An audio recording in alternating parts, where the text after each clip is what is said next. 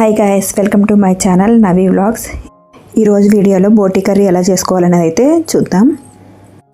బోటీ కర్రీలో అన్నిటికంటే main part బోటీ cleaning. అదన్నిటికంటే పెద్ద తలనొప్పి. కానీ మా అత్తయ్య బాగా సింపుల్గా చాలా త్వరగా చేస్తారు. ఫస్ట్ ఆఫ్ ఆల్ అయితే నార్మల్ వాటర్లోనే మనం అంతా కూడా ఒకసారి క్లీన్ చేసుకోవాలి. ఒక్కొక్క పేగు తీసుకుంటూ క్లీన్ చేసుకోవాలి, లేకపోతే పేగులో ఉన్నది మొత్తం అలాగే ఉంటుంది కదా. అందుకని ఈ విధంగా వీడియోలో చూపిస్తున్నట్లు అన్నీ ఒకదాని తర్వాత ఒకటి మొత్తం నీట్గా క్లీన్ చేసుకోవాలి. తర్వాత స్టవ్ మీద అయితే వేడి నీళ్ళు పెట్టుకోవాలి మనం ఒక గిన్నెలోకి.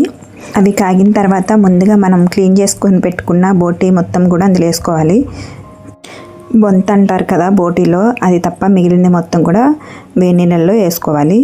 నీళ్ళు బాగా మసులుతున్నప్పుడు అంతా కూడా లోపలికి వెళ్ళేలాగా మనం లోపలికి మంచిగా స్పూన్తో కానీ అలా దేంతో అయినా సరే లోపలికి అనుకుంటూ ఉండాలి.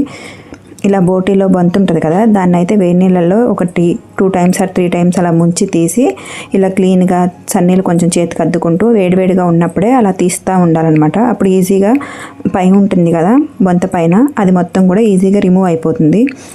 అలా బొంత మొత్తం క్లీన్ చేసుకోవాలి. ఇందులో పొయ్యి మీద ఉన్నాయి కూడా బాగా మరిగి లోపల ఉన్నది కూడా మొత్తం క్లీన్ అయిపోయిద్ది. ఇక్కడైతే నేను మీకు పుదీనా చూపిస్తున్నా, చూసారు కదా ఎంత పెద్దగా ఉందో ఇదైతే.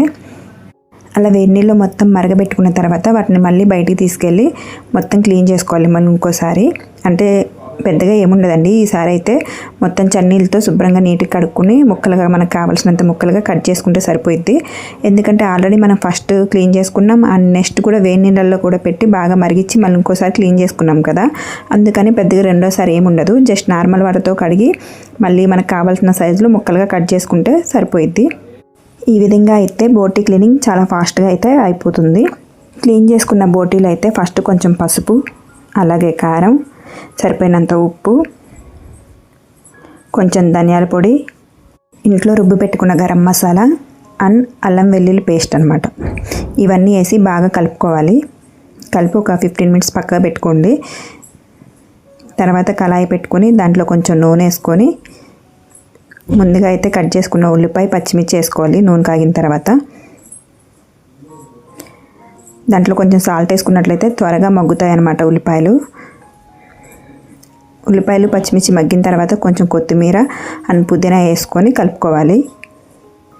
దాని తర్వాత ముందుగా మనం కలిపి పెట్టుకున్న బోటీ మొత్తం కూడా వేసుకొని మొత్తం బాగా నీట్గా కలుపుకొని మూత పెట్టుకొని కాసేపు మగ్గించుకోవాలి.